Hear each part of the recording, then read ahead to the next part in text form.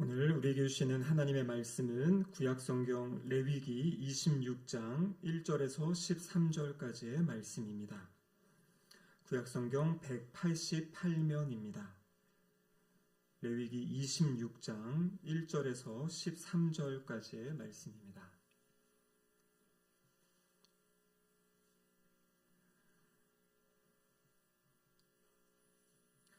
하나님의 말씀을 저와 한 절씩 교독하도록 하겠습니다.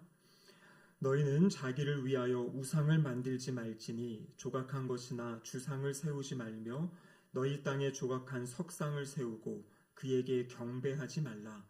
나는 너희의 하나님 여호와임이니라.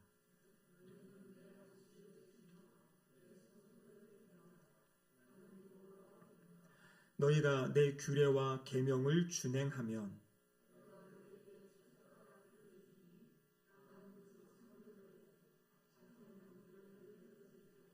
너희의 타작은 포도 딸 때까지 미치며 너희의 포도 따는 것은 파종할 때까지 미치리니 너희가 음식을 배불리 먹고 너희의 땅에 안전하게 거주하리라.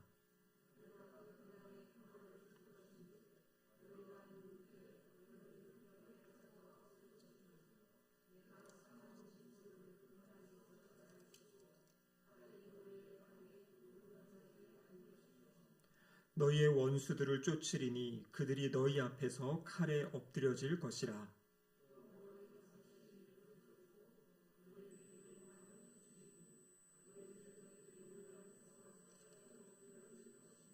내가 너희를 돌보아 너희를 번성하게 하고 너희를 창대하게 할 것이며 내가 너희와 함께한 내 언약을 이행하리라.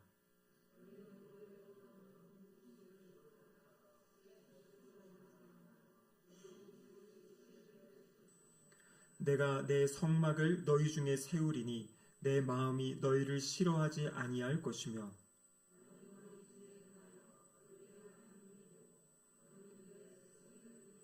함께 읽겠습니다. 나는 너희를 애굽 땅에서 인도하여 내어 그들에게 종된 것을 면하게 한 너희의 하나님 여호와이니라. 내가 너희의 멍에의 빗장을 부수고 너희를 바로 서서 걷게 하였느니라.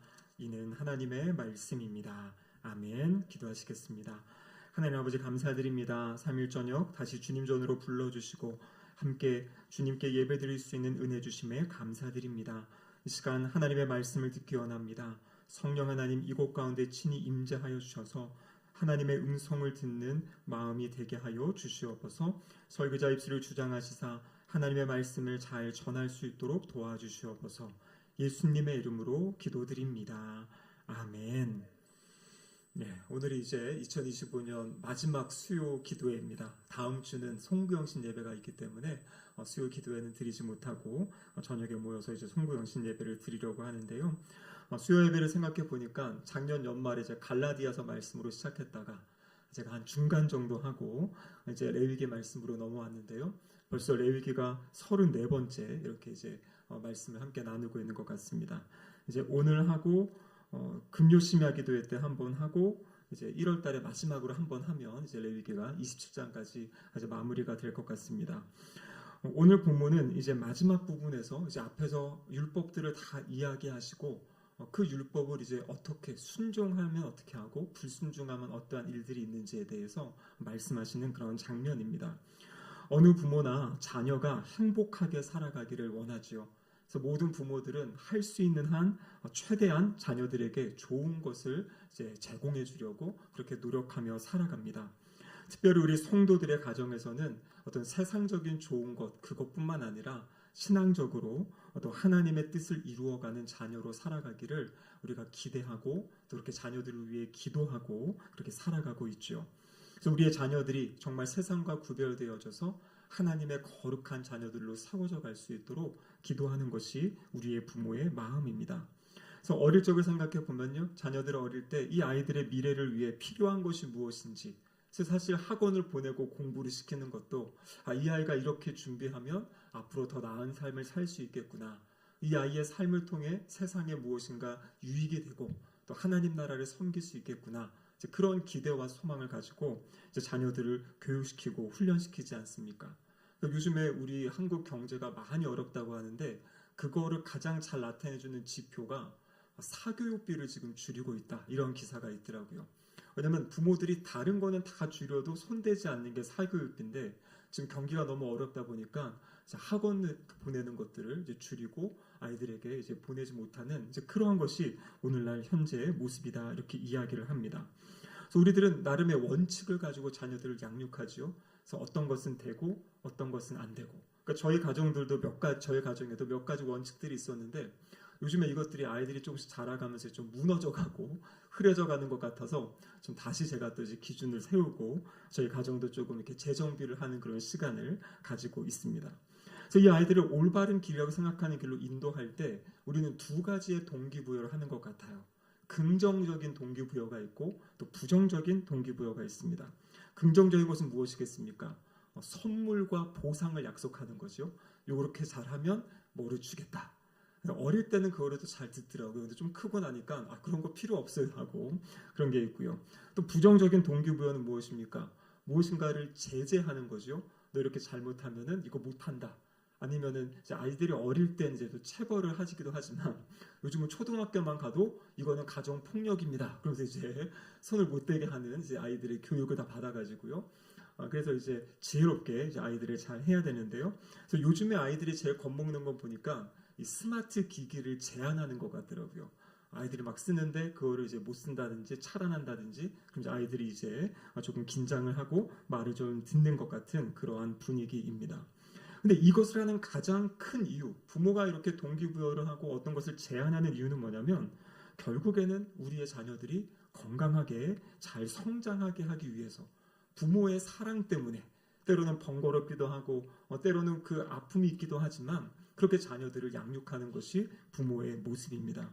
여러분 제가 왜 이렇게 거창하게 부모의 이야기를 했냐면 바로 우리가 이 레위기 26장의 말씀을 읽을 때 바로 하나님과 우리와의 관계를 부모와 자녀의 관계로 전제를 하고 이 말씀을 읽을 수 있어야 됩니다. 레위기 26장과 또 신명기 28장 하면 아주 유명한 장이죠. 복과 저주에 대해서. 그래서 하나님의 말씀에 순종하면 복이 임한다. 하지만 불순종하면 저주, 징계가 있다라는 것을 이야기하고 있는 것입니다. 근데 이것을 하나님과의 관계를 떼어놓고 생각하면 마치 기계적으로 율법을 잘 지키면 그냥 복이 임하는 거고 지키지 않으면 하나님의 혼을 내는 거고 이렇게 생각할 수 있다라는 것이죠. 그런데 성경은 그렇게 이야기하고 있지 않습니다. 하나님이 율법을 주신 이유와 목적도 하나님은 하나님의 자녀들 백성들이 가장 복된 삶, 행복한 삶을 살아가게 하기 위해서 하나님이 그 기준들을 주신 거죠. 그래서 먼저 우리는 율법을 주신 하나님의 마음을 이해해야 되는데요. 그 하나님의 마음이 오늘 본문 13절에 나와 있습니다. 우리 같이 한번 읽어보겠습니다. 나는 너희를 애굽 땅에서 인도해 내어 그들에게 종된 것을 면하게 한 너희의 하나님 여호와이니라. 내가 너희의 멍에의 빗장을 부수고 너희를 바로 서서 걷게 하였느니라. 아멘. 그럼 이 말씀을 보시면 이스라엘 백성들에게 율법을 주시기 전에 하나님이 이들에게 베푸신 은혜가 있습니다. 그것이 무엇입니까? 애굽 땅에서 종되어 가지고 살던 그들, 멍에를 메고 아주 힘들게 종살이하던 그들을 하나님이 먼저 구원해 내신 거잖아요. 그래서 오늘 본문에 보면은 이 노예와 종의 신분이었던 이들을 하나님이 건져내셔서 이제는 자유로운 그 신분을 주신 거예요. 더 이상 일주일 내내 1년 365일 매일매일 일하는 삶에서 하나님이 이들을 광야로 불러내신 다음에 일주일에 한 번은 쉴 수 있는 안식일을 주시고 그래서 사람다운 삶을 살 수 있게 해주신 그것을 전제로 하고 그리고 이제 하나님의 말씀 율법을 주신 거죠. 오늘 본문 13절에 보면 이런 말씀이 있습니다. 너희로 서서 걷게 하였느니라. 너희로 바로 서서 걷게 하였다 이렇게 되어 있죠. 여기 바로 서서 걷는다는 것은 뭐냐면 담대하게 걷는다. 당당하게 걷는다. 그래서 어떤 성경학자는 이 부분을 이렇게 표현을 했습니다.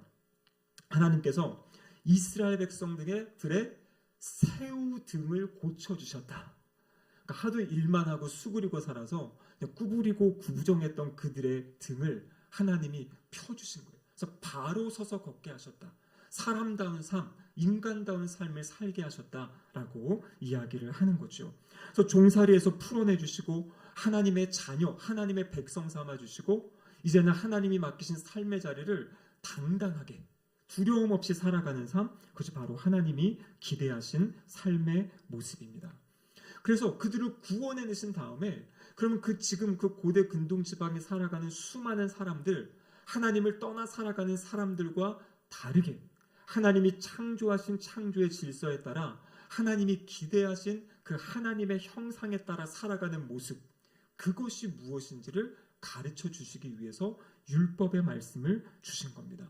그래서 이 율법은 자녀를 너무나 사랑하셔서 율법을 잘 지켜야 하나님의 자녀가 되는 것이 아니라 이미 하나님의 자녀가 되었기 때문에 하나님의 자녀의 모습으로 살아갈 수 있도록 가르쳐 주신 그 방법, 그것이 바로 이 레위기와 또 신명기에 주신 하나님의 그 율법의 말씀이다라는 것입니다.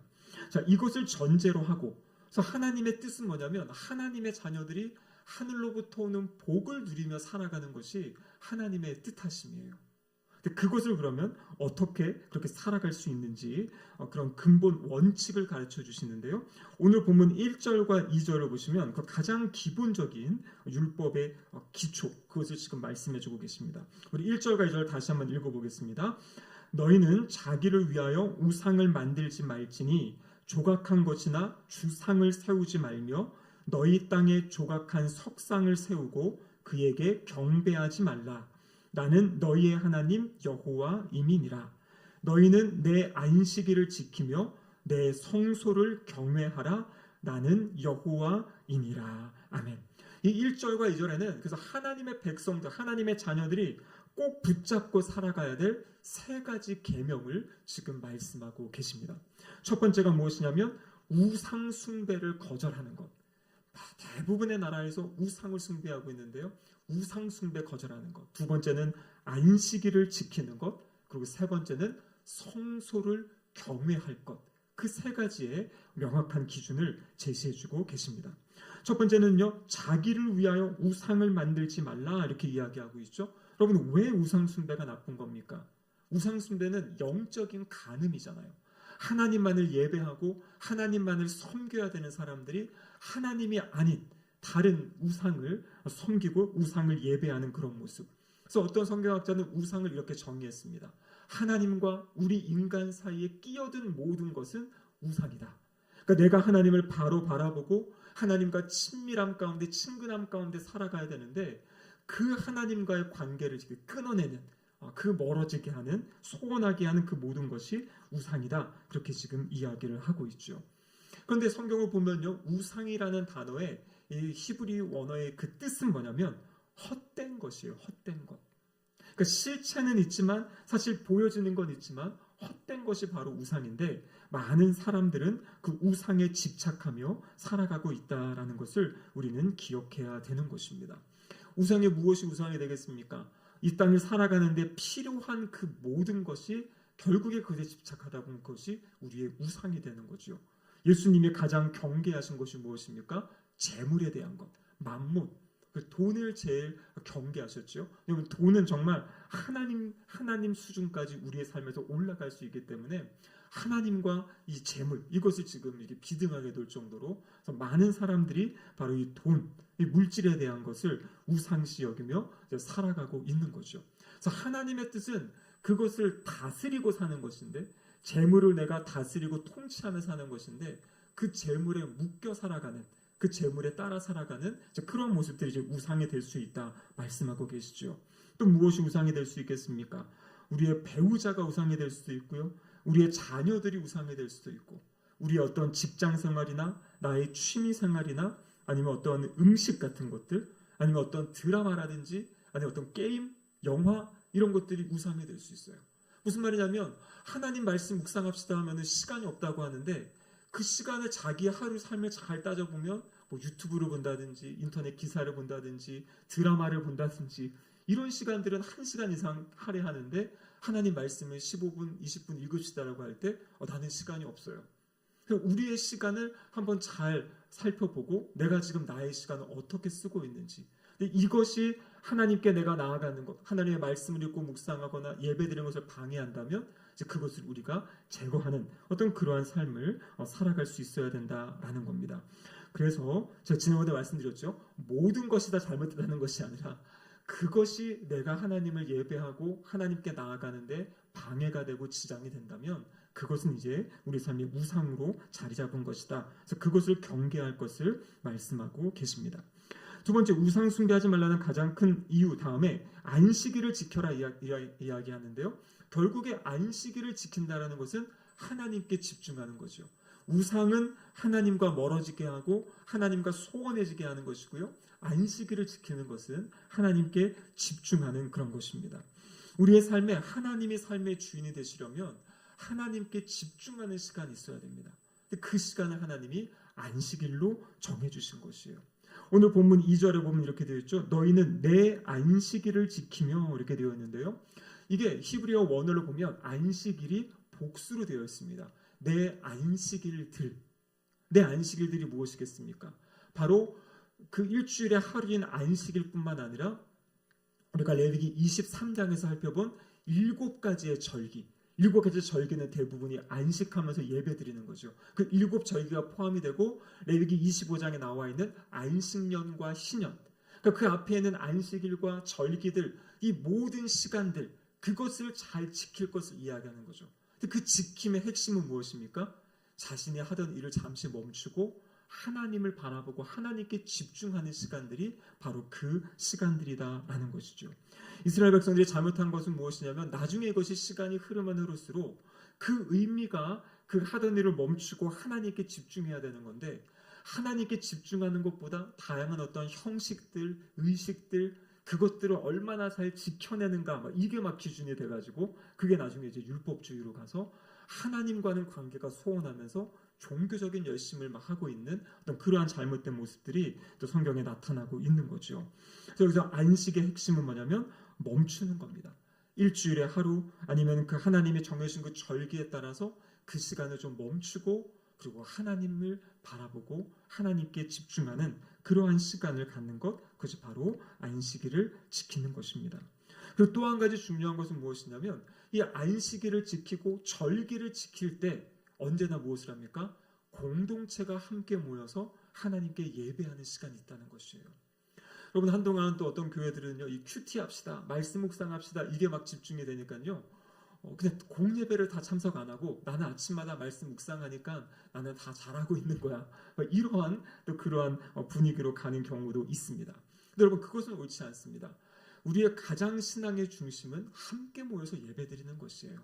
그리고 그 말씀 개인적인 말씀 묵상은 예배드릴 수 없는 분들이 계시잖아요. 어떤 거리적인 것이나 아니면 시간적으로 이 시간이 맞지 않는 분들 그런 분들이 개인적으로 주님 앞에 나가서 또 말씀 묵상하고 말씀을 붙잡고 살아가는 도움을 주는 그런 것이지 이 큐티하고 묵상한다고 해가지고 함께 모여서 예배드리는 것들을 소홀히 한다든지 그것보다 개인적인 것이 우선이 돼서는 이제 안 된다라는 것이죠. 그래서 여기도 보면 언제나 함께 모여서 공동체가 함께 모여서 하나님께 예배드리고 하나님을 높여드리는 그런 시간, 그것이 바로 여기 나와 있는 안식일을 지킬 것에 대해서 말씀하고 계십니다. 이것은 어떻게 보면 시간을 확보하는 겁니다. 시간을 구분하는 거고요. 그리고 이어지는 내 성소를 경외하라 이렇게 되어 있죠. 이 성소는 어떤 곳입니까? 하나님을 예배하는 곳이잖아요. 그 예배당을 지금 이야기하고 있습니다. 물론 이 구약 시대에는 또 이 레위기 말씀을 줄 당시에는 성막이 있었고요. 성막 안에 성소가 있고 지성소가 있고 우리가 살펴본 것처럼 그 언약궤, 법궤 뚜껑 위에 있는 그 속죄소, 시은좌라 그랬죠. 그곳에 하나님께서 내가 임재하겠다. 그래서 이 이스라엘 백성 정중앙에 성소가 있는데 그렇죠? 성막이 있는데 그 성막의 가장 중심된 부분에 하나님이 임재하시겠다. 그래서 그 성소에 나와서 예배해라라는 것을 이제 이야기하고 있는 거죠. 사실 우리가 코로나 시간을 지나면서 장점이 있었고 단점이 있었던 것 같아요. 코로나 이전에도 집에서 이렇게 영상으로 예배 드리시는 분들이 있었습니다. 그러니까 우리 작은 교회들은 하지 못했지만 이 대형 교회들은 이미 그런 것들을 다 했기 때문에 예배당 가지 않고 그때에도 가나안 성도 이야기들이 있었거든요. 그래서 예배당 가지 않고 어떤 대형 교회들 예배드리고 온라인 헌금하고 그렇게 신앙생활하는 분들이 있었는데 코로나를 겪으면서 정말 함께 모여서 예배드리는 것이 너무나 중요하다라는 것이 새롭게 발견됐던 것 같아요. 저도 예전에 그때 사역할 때 보면요. 너무 평소에 그 드나들던 예배당 교회 건물을 완전 닫아놓고 교역자들만 이제 들락날락 했는데 저희 성도님들이 너무 교회에 오고 싶어가지고요. 교회 문 앞에 와가지고 손을 얹고 기도하고 가고요. 거기다 막 쪽지를 적어놓고 가고 빨리 코로나가 풀려서 예배당에 들어가고 싶습니다. 그래서 막 적어놓고 가기도 하시고요. 그래서 다시 예배당 문이 열렸을 때 이전보다 더 많이 이렇게 예배당을 사모하고 나와서 예배드리는. 그래서 그 기간이 길어지다 보니까 이 온라인으로 집에서 그냥 예배드리는 것 이게 정말 부족한 거구나, 이게 아니구나라는 것들을 이렇게 깨닫게 된 어떤 그러한 계기도 되었습니다. 근데 또 어떤 성도님들은 아직까지도 그것이 편하다고 해서 이제 예배당을 나오지 않고 이제 집에 계신 분들도 이제 계세요. 그래서 큰 교회들을 보면 실시간으로 딱 예배할 때 거기에 실시간에 참여하는 분들이 이제 교회 안 나오고 하는 분들이 참 많다는 그런 이야기를 하는데 중요한 것은 무엇이냐면 이 내 성소를 경외하라는 것은 장소를 구별하라는 것이에요. 그러니까 시간을 구별하고 장소를 구별하는 것. 그래서 다음 세대도 중요한 것이 함께 교회에 모여서 예배드리는 것이 이것이 자연스럽게 몸에 익혀질 수 있도록 해야 된다라는 것이죠. 요즘에 우리 교회는 그렇지 않지만 이 젊은 가정들이요, 막 캠핑 문화 이런 것 때문에 캠핑 가가지고 아이들에게 온라인으로 이렇게 영상 보여주면서 우리 아침에 주일 예배 드리고 또 놀자 이렇게 즐기자 이러면은요 아이들이 다 교회를 떠나게 됩니다. 그래서 아무리 그렇더라도 이 주일은 함께 모여서 예배 드리는 그것이 바로 오늘 여기서 말씀하시는 신앙의 가장 기본이면서도 꼭 지켜야 될 그러한 법을 지금 1절, 2절에서 지금 말씀해주고 계신 겁니다. 그래서 그것을 통해서 결국의 핵심은 하나님과의 관계가 가까워지는 것이 핵심인 것이에요. 우상은 하나님과의 관계를 멀게 하는 것이고 안식일을 지키고 성소에 나와서 예배드리는 것은 하나님과의 관계를 가까이 하는. 그래서 하나님과 가까이, 하나님과 친밀하게 살아가는 사람들에게 약속하신 그 복이 오늘 3절부터 13절까지 나와 있는 내용입니다. 그리고 이제 14절부터 나머지 46절까지 훨씬 더 많은 분량인데요. 여기는 이제 불순종할 때 따르는 어떤 징계와 저주. 이것은 이번 주 금요 심야 기도회 때 그 말씀을 같이 나누도록 하겠습니다. 오늘 여기에 보면 하나님 약속하신 복을 네 가지로 이렇게 묶을 수가 있습니다. 카테고리를 네 가지로 묶어보면 풍성한 수확을 약속하시고 또 그 땅의 평화를 약속하시고 자손의 번성함을 약속하시고 또 하나님의 임재를 약속하시는 그 네 가지의 복을 오늘 본문이 말씀하고 계십니다. 그래서 먼저 4절과 5절인데 우리 4절 말씀 같이 한번 읽어보겠습니다. 내가 너희에게 철을 따라 비를 주리니 땅은 그 산물을 내고 밭의 나무는 열매를 맺으리라. 여기 딱 보시면은요, 철을 따라 비를 내린다. 결국에 이 비가 제때 내려야 이 농사가 잘 지어지는 거죠. 그리고 과일들도 잘 재배할 수가 있게 되는 겁니다. 그래서 수확을 위해서 적절한 시기에 비가 와야 되고 이 당시에 이제 가나안 족속이나 모든 다른 지역이 우상을 숭배했던 것 중에 가장 큰 이유는 뭐냐면 그 하늘을 향해 가지고 이 비를 내려달라는 사실 그런 거였죠. 농사짓는 모든 나라에 보면 바로 이 비를 내려달라는. 그래서 바알 숭배의 핵심도 풍성함인데요. 그 풍성함을 위해서는 이 바알과 아세라 이 신들을 통해서 이제 비가 내려야 된다라는 것을 이야기하고 있는 것입니다. 근데 오늘 본문에서는 분명히 하나님께서 비를 주시는 분이 하나님이시다. 지금 그것을 이야기하고 있고요. 그래서 땅은 산물을 내고 밭의 나무는 열매를 맺을 것이다. 그래서 하나님의 약속은 하나님의 말씀을 잘 순종하며 살아갈 때 하나님이 그 삶의 자리에 은혜를 주신다는 것이에요. 그리고 여러분 비를 아무리 내려주셔도 내가 농사를 짓지 않고 내가 일을 하지 않으면 열매를 맺을 수 없죠. 결실을 맺을 수 없죠. 그러니까 나는 내가 할 일을 성실하게 하는 거죠. 내가 일은 열심히 하는 거고. 그런데 그곳에 하나님의 은혜가 임할 때 적절한 때 비가 올 때 여기 나오는 것처럼 그 풍성한 열매를 맺고 살아간다라고 이야기하고 계십니다. 그래서 하나님의 말씀은 내가 아무것도 하지 않고 그냥 하나님이 잘 예배한다고 해서 무엇을 주신다라는 것이 아니라 하나님을 잘 예배하면서 또 나에게 맡겨진 주어진 일들을 성실하게 진실하게 감당할 때 그렇게 순종하며 살아가는 사람들에게 그런 좋은 그 열매, 결실을 맺게 하시겠다라고 오늘 본문에 나와 있는 거죠. 저희가 4절 말씀만 읽었지만요. 성경의 5절에 보시면 뭐라고 되어 있냐면 포도 딸 때까지, 타작이 포도 딸 때까지, 또 포도 따는 것이 파종할 때까지, 그러니까 이게 계속 이어진다는 것이에요.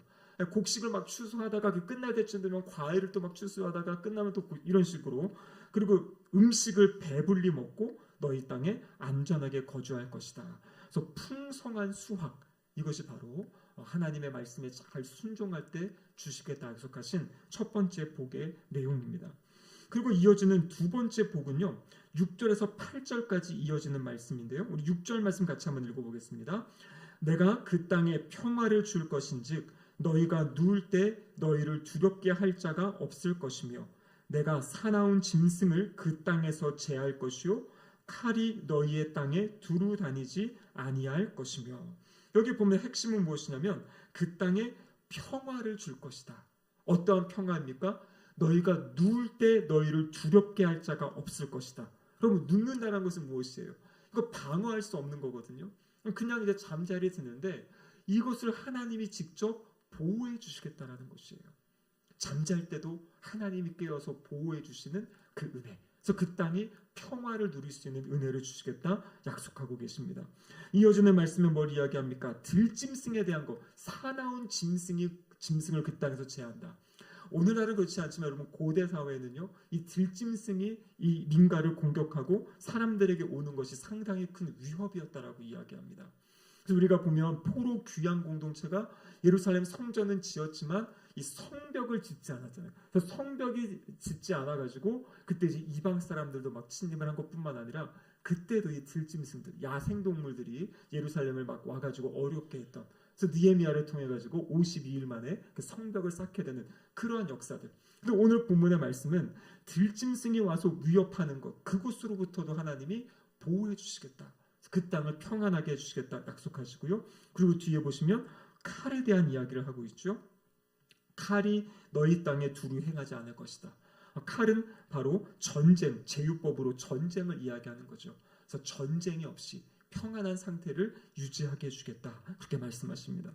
그리고 이어지는 그 8절에 보면요. 7절 8절에 보면 너희가 원수를 쫓는다. 그들이 너희 칼에 엎드려질 것이다. 8절에 다섯이 100을 쫓고 100이 만을 쫓을 것이다. 5명이 100명을 쫓아내고, 그렇죠? 그리고 100명이 10,000명을 쫓아낸다 이렇게 되어 있죠. 그래서 혹시 전쟁이 있을지라도 그 전쟁을 하나님이 친히 싸워서 승리하게 해주시겠다라는 그러한 약속의 말씀입니다. 그래서 하나님의 말씀에 잘 순종할 때 그 땅에 전쟁이 없는 이 평화가 임할 것이다라는 것을 약속해 주신 거죠. 그리고 이제 세 번째 약속하신 복은 무엇이냐면요, 9절과 10절에 나와 있는데 우리 9절 말씀 같이 한번 읽어보도록 하겠습니다. 내가 너희를 돌보아 너희를 번성하게 하고 너희를 창대하게 할 것이며 내가 너희와 함께한 내 언약을 이행하리라.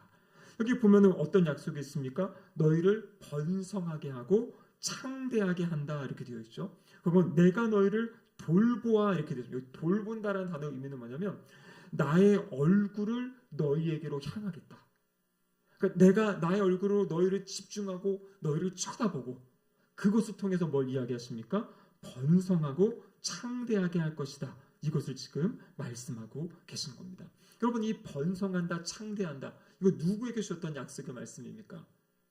바로 아브라함을 부르신 다음에 너의 이름을 내가 크게 할 것이고 너의 자손을 많게 할 것이고, 그러니까 아브라함에서부터 약속하셨던 그 말씀 지금 동일하게 이들에게 주시는 거죠. 그리고 또한 창세기 1장에 보면 하나님이 인간을 창조하시고 제일 처음 그들에게 주셨던 말씀이 생육하고 번성하라 그 말씀을 주셨죠. 그래서 여기서 나오는 이 번성한다, 이 9절과 10절에 나오는 내용은 바로 자손의 번성함에 대해서 지금 이야기를 하고 있는 것이에요. 그래서 하나님께 순종할 때 하나님이 주시겠다고 약속하신 복이 바로 이 자손의 번성함에 대한 복입니다. 그러니까 이 자녀를 키우고 자녀들과 함께 살아가는 그 은혜와 복이 있잖아요. 그렇죠? 근데 안타깝게도 오늘날은 하나님이 이 복을 주시려고 하는데 많은 사람들이 그 복을 안 받겠다고 하는 겁니다. 물론 이 땅의 삶의 자리가 너무나 어렵고 힘들어서 우리 자녀를 낳고 키우기가 너무나 힘들어요. 이런 젊은 세대들의 그 이야기도 참 공감이 되긴 합니다. 정말 힘들고 어렵게 사는 그런 가정들이 많이 있죠.